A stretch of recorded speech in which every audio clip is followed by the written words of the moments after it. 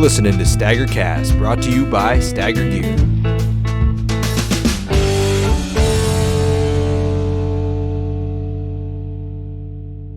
All right, welcome back to another episode of STAGR Cast. We got a special episode coming for you. As we talked about in the last episode, we're going to be talking about Greg's buck story. It's just Greg and I sitting down here tonight, and we're going to do the full story of Gandalf, who is a really special New Hampshire buck. Oh, okay. Oop. There we go. I had to wet my whistle a little bit here. Yeah, so Gandalf, which is any of those that follow us on social media saw the pictures of Greg with his buck on Facebook or Instagram there with an absolute magnum of a buck that you coined the name Gandalf. Where did that even come from? Where does that nickname come from? So, for number one, I'm like pretty much a nerd. I've gotten in the habit of naming deer the last few years, and the goofier the name, the better. I don't know. It's just fun. And but when I first found Gandalf, one of the roads I was hunting off of, it had like a name of the road. I'm not going to say the name of the road, but it had a name of the road that was like from the Lord of the Rings movie. Okay. And then I went in there and started seeing rubs and these huge tracks, and I thought I was in the Shire for a minute. So no, it was just like a goofy name. And then when I got a picture of him, I'm like, I don't know, something just said Gandalf. So yeah, the goofier the better. I don't take myself too seriously. So it's just fun. As people could probably tell from the last few episodes, we've had a lot of laughs on the last few episodes. It's been fun. But I never watched Lord of the Rings. I'll probably get some shit for that. But so I don't know. So this is all foreign. It's a hell of a trilogy. It's a 6 movies now. So oh, is it? Yeah. I'm going to spread this story out into a trilogy. This can be 3 podcasts. Oh, you think so? Maybe not. Yeah, no. So Gandalf's been a bit of he's been a legend for the last couple of years. Definitely. From when you found him, because that's the only deer you've killed some deer since you found that deer, obviously. Yep. But he's been the crown jewel and the deer that we talk about, seems like every waking minute for the last 2 years before the seasons. We spent hours and hours and hours talking about this deer, talking about how you're going to kill it and how it sets up and everything like that. But why don't we start right at the beginning of this thing? So you said, this is New Hampshire buck, kind of the foothills of the White Mountains. Yep.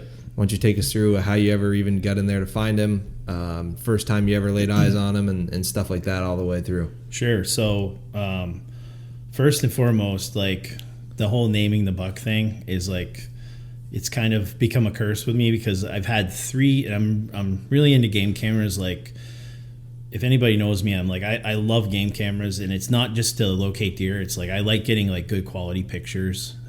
I'll set them. They're running all year round. I get bobcat pictures, everything. But in doing the game cameras, I've come to know like 3 really big bucks that I've been after. One behind my house, another one in Vermont, and those 2 ended in. Well, the first one my buddy ended up getting, but they both like ended kind of in heartbreak for me, as far as like I had my tag on those deer and I hunted my butt off and I didn't get them. And with Gandalf, I just said, oh, this is going to be the same thing. I'm the best game camera hunter there is, but I can't do it in real life. So but anyways, going back to when I first found him, it was late 2020. I'm hunting a ridge in New Hampshire. The thing's absolutely covered in acorns, and there's snow on the ground, and so I'm going up along top of the ridge, and then I find this bowl, like this unbelievable like pinch point bowl that's going down through, and I could see like fresh scrapes like a couple hundred yards away, 3 of them right in a row. So I went down and sat there and actually hunted that for a while, put a camera there, and lo and behold, the 3rd picture I ever got in that bowl was Gandalf. And that was 2020, and he was a 10-pointer then, but he was nowhere near what he would come to be. Still 150-inch deer. Oh, yeah, for sure. He was probably 4 or 5 then. Yeah. But I hunted my butt off for him that year, ran out of season, kept the cameras up all winter long, and then we're coming into 2021, ran cameras all summer long, and last year was a hell of an acorn beech nut year, so the deer were just absolutely everywhere in there, and they were nowhere. I said that in the last podcast, but when on years with good mass crop, you can't like single them down. So I decided to hunt terrain features like a couple pinch points in that woods.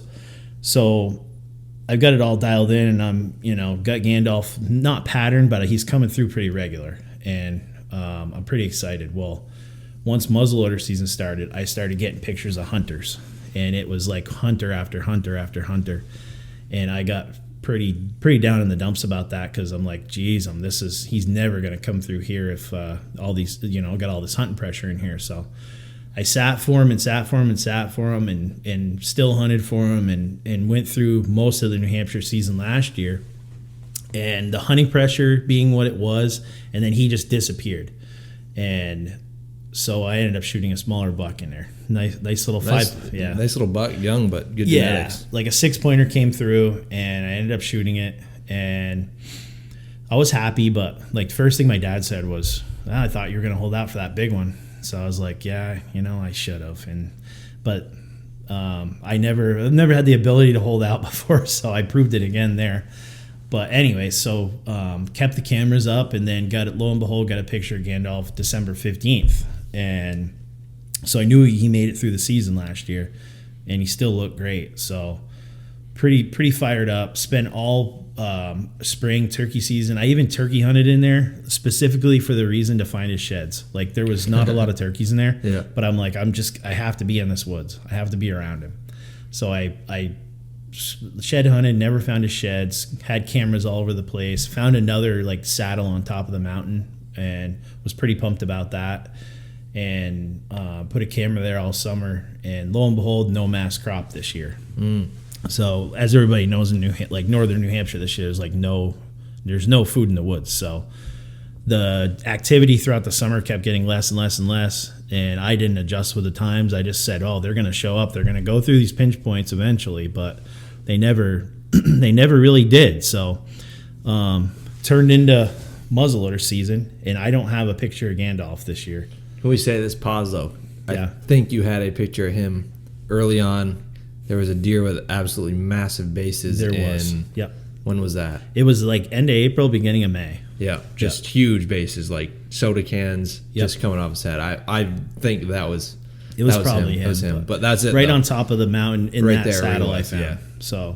Continue. Sorry. No problem. So muzzleloader starts, and I'm getting an occasional picture of some does, and I'm like, I got to hunt these terrain features, being that there's no mass crop. So I'm sitting there, and I'm just wearing the place out sitting. And now we're going into our third year, and I've spent hundreds of hours on this one deer, and there's just no deer on that mountain this year. And so I'm almost getting ready to like think about pulling the plug, because I'm like, I don't even know if this guy's alive. But it was like end of October, and I hiked up the mountain and got in my saddle, the saddle in the mountain, mountain saddle, and did my sit. And at the end of the sit, I decided to go up and like check the camera. Well, I go up to the camera, and 2 feet to the left of the camera is a smoking fresh scrape and a nice rub on a tree with a huge track in it. So I'm like pumped. I'm like, this is cool. This is a good sign. So took the memory card out, brought it home. Didn't have my card reader that day, and I remember I was standing at the bar, and my wife was like, we were talking, and I put that memory card in, and lo and behold, it's Gandalf, and it's a perfect 15-second video where he spins his whole head around, looks at the camera, and then continues through. So I'm like, he is alive. Yeah, that was the first real verification. I remember I was up on the mountain, and I just happened to hit a spot of service, and you're like, are you sitting down? And I was like, no, I'm walking, because I just thought you were talking about hunting. And I was like, no, I'm walking. He's like, well, you better sit down.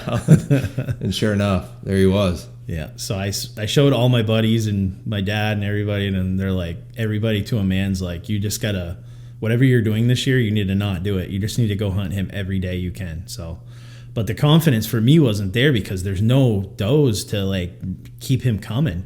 My theory was that he's just doing these massive loops, and he's coming back through this spot, and he's not, he might come through once and that's it. Well, 2 days later, he goes through my other spot and tears a scrape up there, and I get that on video. So that was like Halloween night. So I'm like, well, he's in the area. And so from then on, I was just hunting in there day after day after day after day. And at a certain point, we went to Maine for a few days and, work and everything else. But every chance I got, I was in there.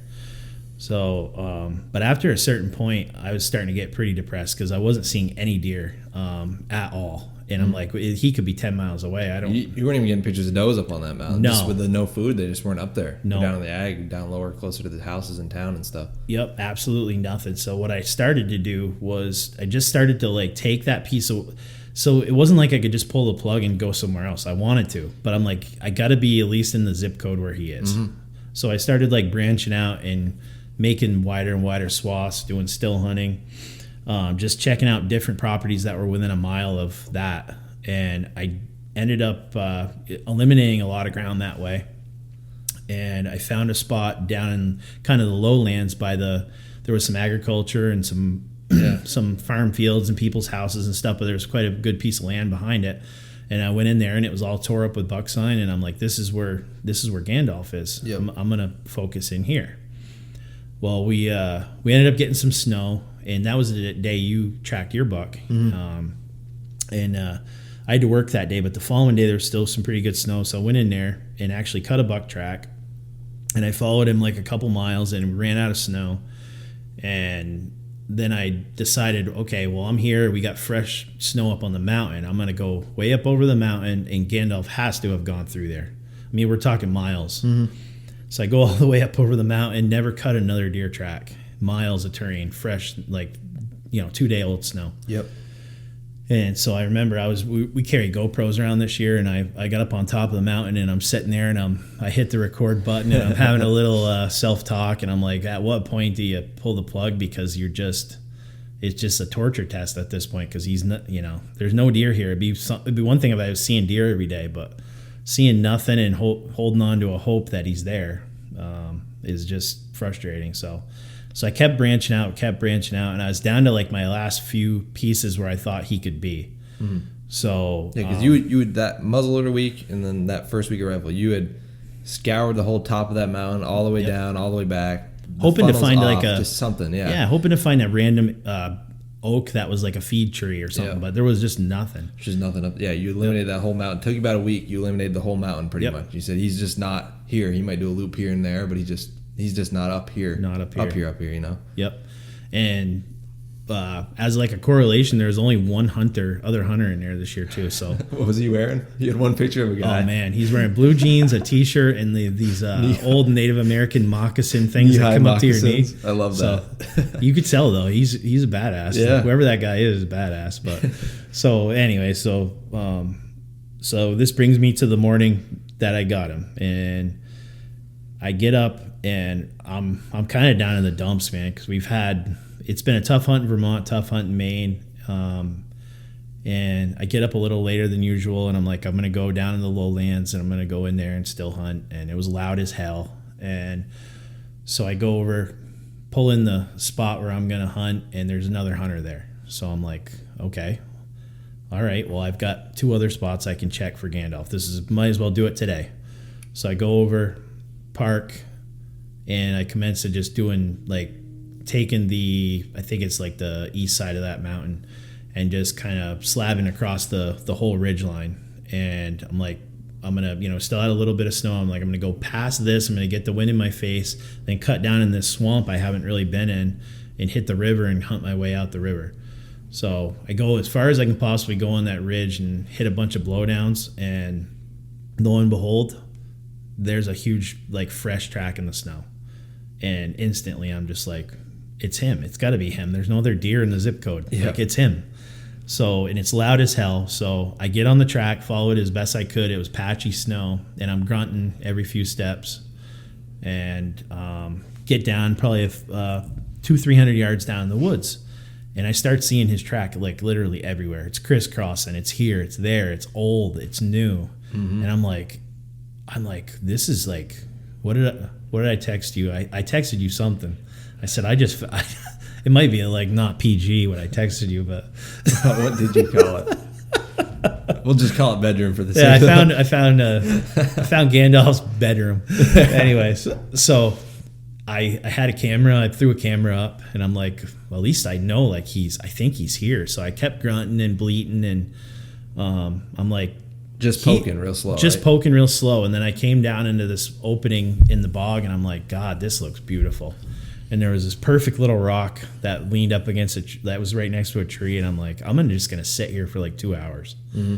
So I sit down, and it's like just awesome out. I mean, it's loud. It's loud to walk, but it's perfect setting weather. Wasn't much wind or nothing, right? Just pretty quiet. No. Yep. So. And you're down low at this point. You're off the mountain. Yeah. You're down into some lower stuff and almost near a bog, right? Yeah, I feel a little dumb because I should have probably checked that out a long time before I did. But I'm just stubborn, brought up in Vermont to believe, like, if you just sit here day after day after day, you're going to get a deer. And, like, in historical pinch points and funnels and this and that. So I'm sitting there, and I don't know, I'm probably sitting there about an hour, and I hear a crunch. And another crunch, and another crunch. And I'm 42 years old, and I've done a lot of shooting, and I've got some hearing loss in my left ear from shooting guns. Yep. So, like, when you're sitting on the ground, and you'll get to this point when you get older, but you have a hard time, like, locating where the sound's coming from. It especially sucks during turkey hunting because you don't know, because you can't move at all during turkey hunting. Yep. And you can't always tell where the hell that sound's coming from. So I'm hearing crunching, and I'm like... And then I hear a squirrel chatter, and I'm like, it's a goddamn gray squirrel. So more crunching. And it sounds like a deer to me. And I'm on, like, high alert at this point. And I'm like, where in the hell is this thing? And it's getting louder. It's getting louder. And it's getting louder. And at a certain point, I realize he's off to my left and straight and, like, behind me. Yep. So I flicked the safety off, and I'm sitting there frozen. And in my own head, I had told myself two things while I was sitting there for that hour. Number one, if I ever saw a big buck, would I get buck fever? Because I've never shot, like, a legit big buck. I mean, I shot 8-pointers before, and I've gotten nice bucks, but I've never gotten, like, a legit monster. I said, if I see Gandalf, am I going to be able to even, like, do this? Mm-hmm. And number two, I said, if I see a deer, it's going to be him. Because I just had it in my head that he's the only deer there. So the crunching's happening, and I've got this all on video. I was going to say, I was going to back it up. So you start hearing the crunching, the video goes on. Like you said, we're running over the shoulder cams this year. But you had documented everything up to taking a seat there. Oh, yeah. Working through there, grunting, bleeding, everything. So everything's on video. You hear the crunching starting behind you. Yep. Turn the camera on. Turn the camera on, and you can hear me breathing heavy, which I do anyways. But it's getting louder and louder and louder, and you can hear it on the video. And you hear it clear as day for a while. And I'm like... on a GoPro mic. Oh, yeah. So... It finally gets to the point where it's so goddamn loud that I flick the safety off and I spin. And when I spin, I don't have the gun. I'm not like, I wasn't like pointing the gun at sound. But I turn around, and the first thing I see 45, 50 yards away is this rack of horns in the brush just coming, side to side, coming from my right to my left. And I immediately know it's him because his G2s are friggin' 16 inches long. Yeah. And I'm up, and the whole thing's a blur. He goes through, like, this half-assed opening full of like little sticks, and I put it behind his shoulder, and I snap the trigger. And I snap the trigger. You're gonna see it. You look at that video, and my finger's not even on the trigger, and then it just rockets backwards. So I shoot. I pump a shell, and at this point, it's turning into the pump special. Just keep shooting. So I get him in the sights again, shoot, and at that point he freaking turns and starts running straight at me, and I pump another shell out, and at this point the gun jams, and I'm like, I'm completely fucked. The deer's running at me. It's probably 25 yards away. I think it's closer than that. Yeah, you see him coming running on you. It might even be 10 yards. Yeah, away. And then your gun jams, and he. Yep. Yeah, keep going. The gun jams. He sees me, and he veers off slightly to the left. And in the video, you can see him when he veers. You can see, like, when he jumps, you can see him good, and then you can see him kind of run by it while I'm fucking with my clip. And I get it figured out like 10 seconds later. Well, by that time, he's just a blur going down through the woods. And I've never had that gun jam. And my dad told me, he goes, you you were trying to pump the other one in before you got the other one out. I don't think so though, because in that video you come all the way back to the thing. I wonder if you just had like a shell that wasn't sitting right in the mag. It could or something, but I mean, who cares? Anyway. I'm religious about like putting those bullets in and pushing them back in the clip, and I've never had that happen. But of course, of all time, those usually always cycle real good. Yeah. So I get my ass under me, get everything loaded back up, get a full clip. And then I say to the camera, I'm like, God, I hope I hit him, because I have no clue if I hit him. And it's thick in there. And you're gonna see it's thick, and there's just little lanes and stuff. And as everybody knows that hunts in the Northeast, sometimes you can't wait for a wide open shot. No, nothing's ever perfect. No. And I think he might have seen me spin too. Did he freeze for a second ish? It happened so damn quick. Yeah, because you can see when I spin, and then you can tell when I get serious. Oh, you can when you lock eyes on him, because that camera's over your shoulder, so it's kind of looking at the left side of your face. Yeah. When you lock eyes on, you see him, your eyes open up, like, wide eye, which is awesome. So he goes by, and now I'm in my next conundrum. Okay, I'm not only am I deaf, but I'm blind. I'm colorblind. I'm colorblind. So I just and I'm good like bow hunting. I can like track blood at night good. Like I could see it. It's like wet on the leaves. I could see it good. But like on a like a patchy snow like that, it looks like just mud, or I can't even tell. So I'm going down through the woods trying to find his track, and I'm seeing his track literally everywhere still. So you kind of go up to the lane that he ran by you at, just looking. Yep. So I'm sneaking down through the woods, and this whole thing transpires in like 5 minutes. Mm-hmm. So I'm going down through, looking, can't find anything.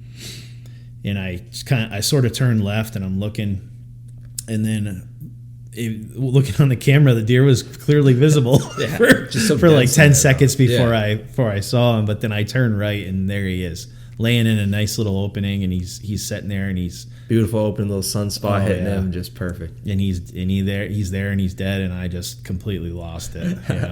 I don't think I touched the deer for 5 minutes after I shot him. I just was I checked to make sure he was dead, but then I just was flipping out on camera and just beside myself. Mm-hmm. And here it is, like 9 a.m, and I'm tagged out. I got the biggest buck I'm ever gonna get, and the buck I've been dreaming about for 3 years is dead, and he's right there. So I couldn't have been happier. I called everybody I knew, did a good job videoing as I could. You did. You immediately went to the video. Pulled out the video camera and got into it, which is pretty cool. You pulled it together for a second, and then you immediately started recording, which is awesome.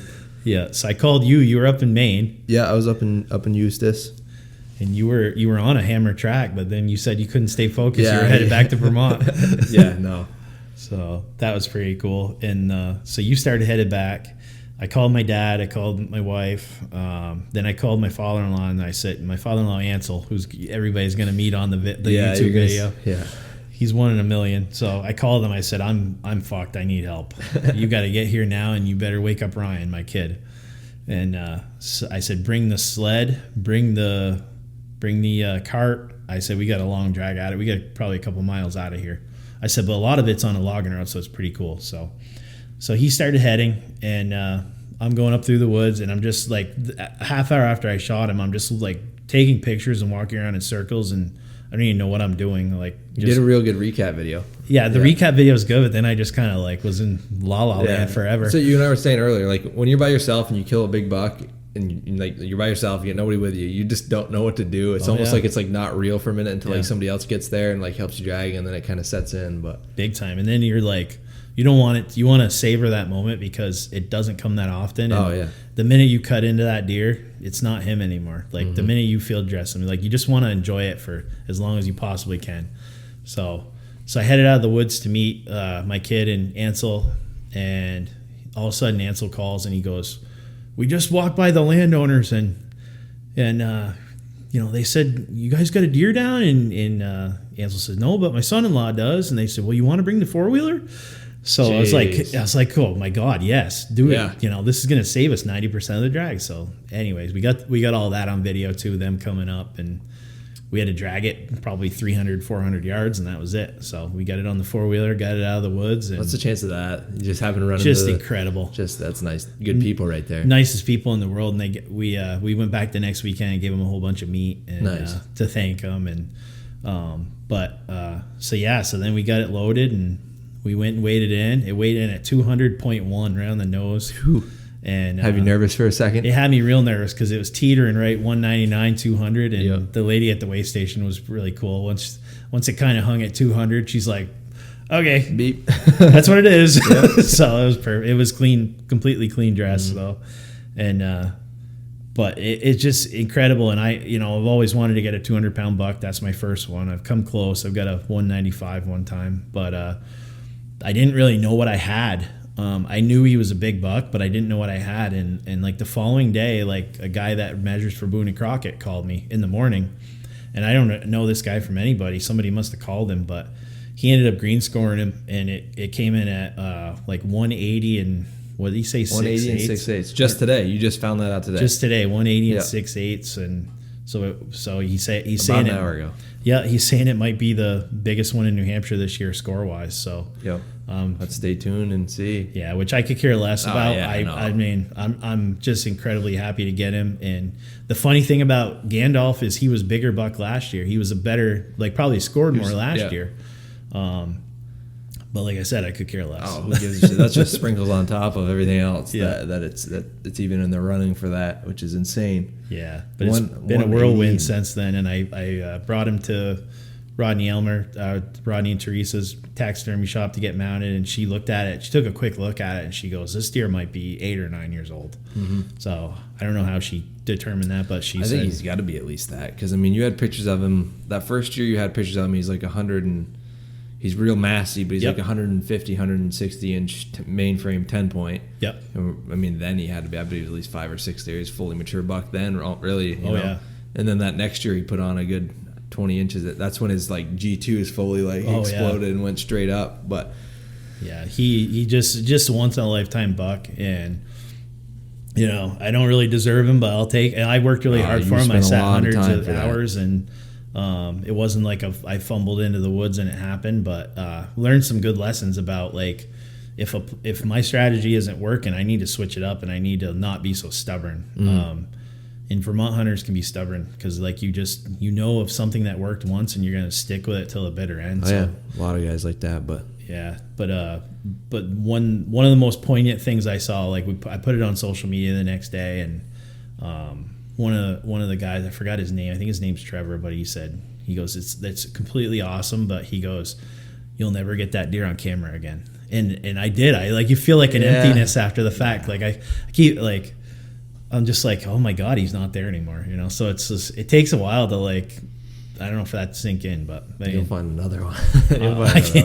Yeah, so I'm gonna savor this because this is a victory for me, and I've had a long hunting career shooting smaller bucks than I should have. I mean, I've had every one of them as a trophy to me, but it's built to this now, and if I never get another big one like this, I won't. It happened once, so I know it can happen because I was when we did the Rodney podcast earlier this year, and Rodney had said something about like, when he first started going to Maine and like thinking like, hey, am I ever going to get a big buck? Like, is this ever going to happen? And I'm like, I got into the same mode. I'm like, this is just never going to happen for me. I hunt harder than 90% of the people I know, and it's just never going to, like, is this ever going to happen? And it just goes to show it can happen. Mm-hmm. And you don't have to be like, I'm kind of a sitter still hunter. I'm not like Cam Haynes, like running around the mountain tracker, so like it can happen for anybody. So, so it's true. Just pretty cool. So, yeah, no, you'd earn that buck, but between putting the miles in to find him and the hours of sitting and hours and hours and hours of sitting, and then the hundreds of hours spent just strategizing, looking at OnX, looking at everything you can just to try to figure out that deer. The amount of hours you've sat and looked at it by yourself on the maps, talked to people about it. It's crazy. Definitely. Just this season alone, the amount of hours just you and I spent talking about that deer is insane. Because, I mean, how can you not? How can you not talk about a deer like that? But I've eaten a lot of game camera pictures, and they taste like shit. So it's nice to have the real Still thing. Cool to look at, though. Game cams are fun. It keeps you... They can hurt you in a lot of cases, but it is cool to... Yeah. You get the history of it now with the pictures and everything else. It's cool. It's a story. It's a chronicle of Gandalf. Oh yeah, you just said with the game cameras can hurt you. They definitely have hurt me because I am I just got in that mode where I'm so like, if there's nothing on the game cameras, I'm all negative, and I don't like it. Just, you got to get that out of your head, and you got to go hunting, because they could be 20 yards on the backside of the game camera. I was about to say that they could be walking behind the tree, and you go from thinking you have a shit spot to they're actually right there. And, you know, sometimes I kind of miss the old days of just like the you just didn't know when you saw that buck. It's the first time you ever saw it, but if it was like that, I never would have known he was there, and I never would have stuck with it. So yeah, no, but pretty cool. Yeah, so. What a buck, man. We had I got back. I was up in Maine. I tried tracking that buck a little bit more, but like I said, I couldn't focus, so I shipped it back to Vermont and got back. And when I got there, because my buck was in your garage hanging up because you guys were cutting them up, and one of your buddy's nephews or cousin, Hunter, he had another buck there. He got a beauty up in northern New Hampshire. Yep, nice 10-point. And then that one, we had them all laid out on the lawn, which I think we've posted a picture of at this point, but it's just cool to see. It was just then we proceeded to hang out in the garage that night for a late night. Oh yeah, that was a hell of a night. We haven't had a garage party like that in a long time. There's a lot of inches of antler in that garage that night. Oh man, we our deer were hung up, but I said, if we don't take these deer down and go do a picture with all three of these, we're gonna regret it for all time. So we did it. One of the craziest pictures of that night. So my dad had got a nice 8-pointer the day before that, and he had brought it over to get cut up there. And you had both of them in the back of your truck, and that was probably a 100-inch 8-pointer. Would you say? A good Vermont buck, young deer, but a good Vermont buck. And that deer next to Gandalf in the back of the truck. I'll pop that up on the story after this releases. I'll pop it up on the story on STAGRcast. Those next to each other, it just doesn't even look right from body size to rack. It's just insane how. Yeah, and his buck's a really nice Vermont buck. Excellent I would buck. shoot that any day of the week if I was tracking and I come across it and see that jump up. I'd shoot it. Yep. But wow, that's when you really see the caliber of a mature deer versus a deer that's coming into it. Sure. It's just for sure. When you see one of them, it changes your perspective on a lot of stuff because you don't see those that often. Living in the Northeast, those deer don't get that much age. But yeah, I bet he's at least 8.5, 9.5 years old, like Teresa said. Yeah, have had we had some spaghetti and meatballs with him, so you can't. Oh, you did eat some? You can't mess up a meatball, but a piece of steak maybe. But I don't know if he'll be tough or be good. But we can make him taste good. Yeah, that's what they make marinade for. Yeah. What did you when you shot him? So you shot that first time there, and he comes running at you. What's on your mind as he's running straight at you? That rack. So up to 10, because he's only about 10 yards when he did the pivot and spun. So usually I'm pretty goddamn good with that clip. I can throw some you in can a big shoot. hurry. Yeah. When I say clip, I meant gun. But so you want to know? You want the truth? Yeah. Okay. So when he spun and was headed towards me, and I'm in the process of jacking that third shell in there, I'm like, this guy's I'm gonna take him right in the chest, and he's gonna die right at my feet. Right in your lap. Yeah. It's gonna be like that movie 300 when they throw that spear and that freaking elephant or whatever the hell it is dies right inch away from the guy's foot. I said, that's you in the movie. I had time to think about that. Yeah. Exactly. Yeah. So I'm like, and what a video it would have been for him to die right there. Yeah. But wasn't meant to be that way. Yeah, GoPros are so disappointing because I've got 3 deer this year. I've got them all the kills on camera. The first 2 are legal shooting right before dark, so it's the GoPro's it looks like it's black out, real dusky. Yeah. And then with this one, I'm like, oh my god, it's gonna be a hell of a video, but it's a good video, but it's not everything that you experience in real life. I think you're being hypersensitive. It's a greit video. You got a lot of footage and a lot of really good footage. And seeing that deer coming at you, you can see his rack. Yeah. When you can see the rack of a deer on a GoPro, as it's running at you, you got something. And I think you're hypersensitive to it. But you got some really good stuff coming. I can't wait for people to see that video because it's going to be a real special video. It's got to be one of the biggest New Hampshire deer, if not the biggest New Hampshire deer ever taken on film, if I had to guess. It's got to be up there. If it's not, probably, yeah. I don't really know of any other one. I know there's some giant ones that have been killed on film, but that one especially. So I'm new to this world, so I don't know. But the guy, the scorer said, he goes, there's one other buck that we know of right now that could maybe give it a run for its money, but he goes, as of right now, it's probably the top scorer in New Hampshire this year. So I don't know. We'll see. But what a giant! But what a game of inches, man! It could have hit it. The bullet could have hit a limb. He could have, that 2 minutes where I can hear him coming, he could have winded me or he could have saw me just because of that not being able to really tell what direction shit's coming from anymore is like that's hurting me. So I gotta think about some hearing aids in the future, or getting up in a tree helps, but you can't always get in a tree. Yeah, I mean, I don't think you're going to kill that deer from a tree. That the way he was moving around that mountainside and then dropping down, that thing piled off that mountain from where you had the pictures, and how it was probably get well over a mile from where he was kicking around up there all the way back down to the bottomlands, back into the private stuff. So for sure. Thank God for acorns, because look at the genetics, and then look at the feed he must have put into that. I mean, because and he's been doing that for at least 3 years that you know of. Oh yeah. So, and there's last year there was quite a few nice bucks in there that you could tell had his genetic, but there was nothing this year. So there was one really other big 10-pointer that was in there, and there's some good genetics in there, because I mean that deer you killed last year in there. Yeah, he's a year and a half old, and he's like a tall 6. Nice 6-pointer, year and a half old deer. I mean, it's probably his son, honestly. Could have been his son. Could have been. Very well could have been his son. We got to have a family reunion in the den of death here pretty soon. Yeah, I guess so. Yeah. Wow. So, what a buck. I will say, though, those freaking jet sleds are the cat's ass when you're trying to get a big buck out of the woods.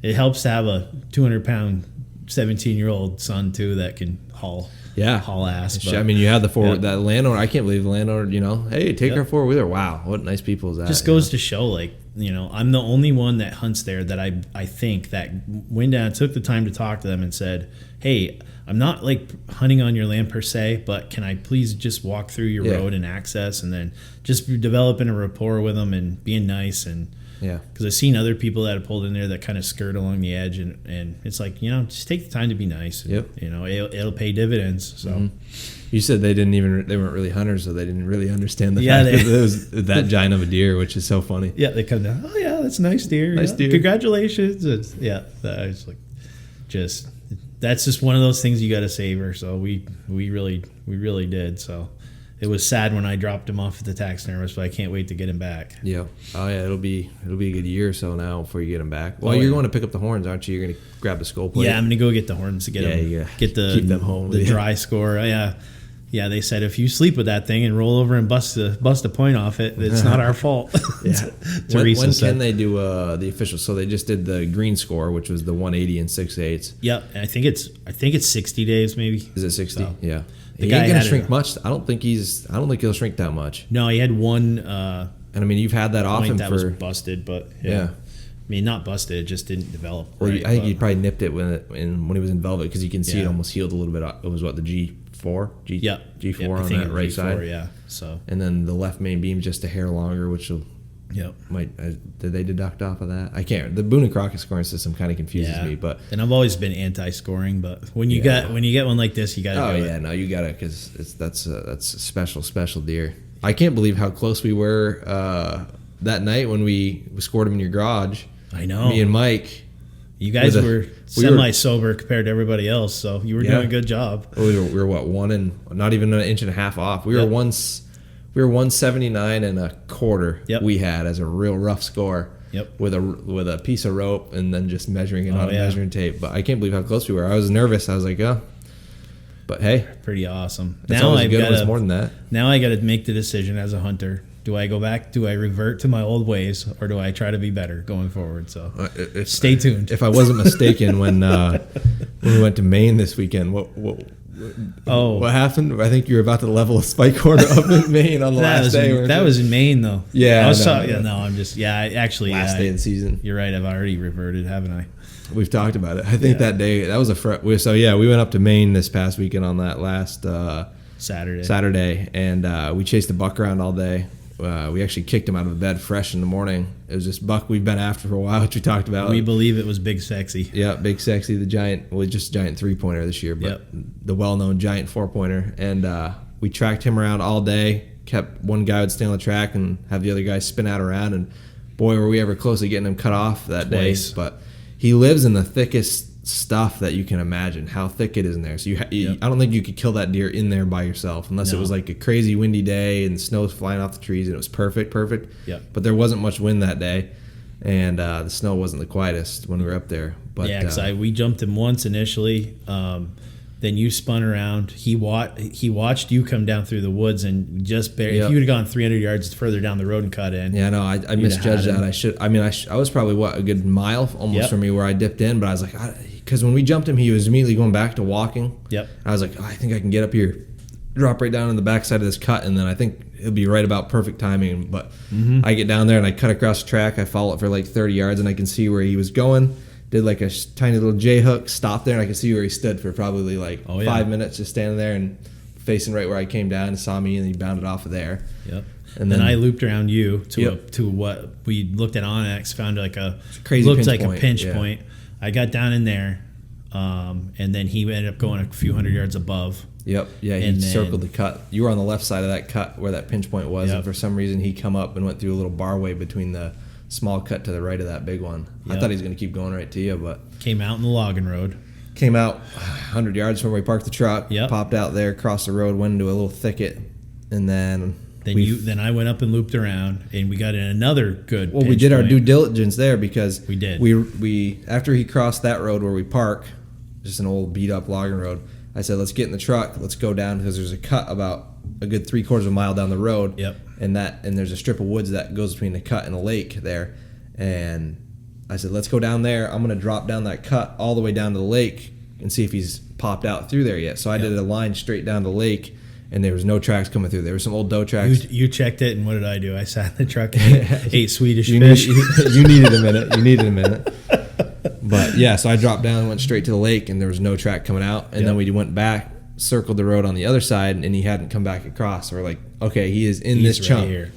And then I hopped on the track, thicker than hell in there, some old strip cuts. Bad. And then you went back down to where I walked, because there was there's a strip cut down through there, which is thick, but there's like a couple game trails that they seem to be going through there on. Mm-hmm. And I get on that deer's track, and he run him around, and then I got him up to probably 100 yards from you, but so thick you can't see. Yeah, you heard him go, and he was headed right at me. Yep, and then he got up to about 100 yards from me. I don't know if it was the wind. It was probably the wind, because I was right at my neck, or the walkie-talkies, but he knew I was there. And he did a straight 180, almost ran back by me. I didn't see him, and then crossed 100 yards on the other side on the same road that he crossed before, but 100 yards down on the other side of where we parked the truck.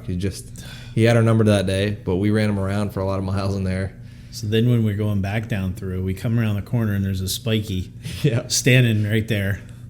And we had decided, it was the last day, we weren't coming back up. We said, well, if we can get some spike corn meat, we were going to get some. So, and up in Maine, on the logging roads, as long as you're not you just get out of the rig, load your gun, you can shoot. Well, that was my plan. Well, the truck had different plans. It skidded like 20 feet. It was icy on the roads. By the time the truck stopped skidding, he was gone. And we could have probably tracked him and got a crack at him, but we said, it's not why we're here. So no, he only had probably 4 or 5 inch spikes. Yeah. But back to the old Greg. I saw a little spark in you too, because you hopped right out it's cool just to see deer. Yeah, it was nice to see that out of you.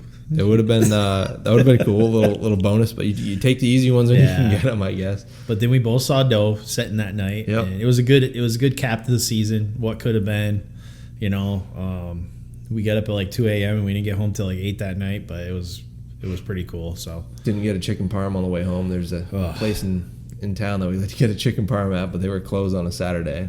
For some reason, we ended up getting McDonald's and gut rot. Oh yeah, so it was just still feeling the effects from that. So yeah. But we got muzzleloader Vermont. We got Massachusetts. I mean, there's still a little bit of hunting to go. I'm done till Mass. Yep. I'm gonna go down for the Mass muzzleloader. They got shotgun season going on right now. But I'm looking forward to going down there for Mass. This is the first year I'll be going down there. Definitely, yeah. I got a doe tag and muzzleloader. I probably won't shoot a doe unless it's like a really good situation. I do have a guy that needs some deer meat, so maybe I can help him out. But I don't know. I'm gonna take my dad out and we'll have some fun. But yeah, it's been a hell of a year, and we can't hang our heads. It's been a good year. We've been really fortunate to do what we've been able to do and hunt a lot and see a lot of deer in different country, and for sure tracked more bucks this year than I've ever tracked and seen them and caught up to them. But just haven't been able to seal the deal since that's the way it goes. Yep. Excellent, man. Can't wait to get to Mass and do some stuff. For sure. Quick update on the STAGR stuff. So at the time this goes live, the jackets will be available for everyone. We just finished shipping out all our pre-orders. So we have them in stock now for everyone. So if you want one, go to www.staggergear.com. We have sizes small through 3XL. We have capes right now for up to the XLs, and we got more capes coming next week for the 2XLs and the 3XLs. But all the jackets are available, shipping out.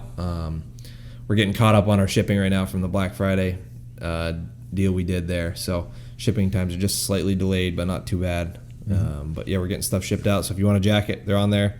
Ran the piss out of mine all year. Yeah, how did it hold up? I mean, it looks good. I'm looking at it right now, and it looks like it's... Yeah, no, it did everything I could want it to do. Killed my buck in it. Ran it through some wicked thick stuff and raked it around and everything just to put it to the ringer, and it's held up good. It's doing what we designed it to do, and I'm excited about the plans for next year. I know we can't really talk about them, but we got some big things in the works. Yep, yeah. 2023 is going to be a big year for jackets and some other cool products and stuff we have coming for you. We've been testing a lot of prototypes this year and working on some stuff, and I'm really excited to get those out to everybody. But yeah, we're just getting started. But yeah, if you want a jacket, slide on over to the website. And I think that's about it. You got anything else you want to add? Any wisdom now that you got a 180-inch buck, a 200-pounder under your belt, or what? Just don't expect that performance again next year. Yeah, that's fair. No, it was great. It was great. It actually renewed my faith in hunting because I just was starting to think it was never going to happen. So just stick with it, and it'll happen for you. Yep. So it's good advice. You got to get out there and keep on hunting. But for those of you guys that are still hunting down in Mass for shotgun and a little bit that's left in New Hampshire rifle and Maine muzzleloader, keep on going. Send us some pictures if you get them, and we'll see you guys on the next episode. Thanks for tuning in.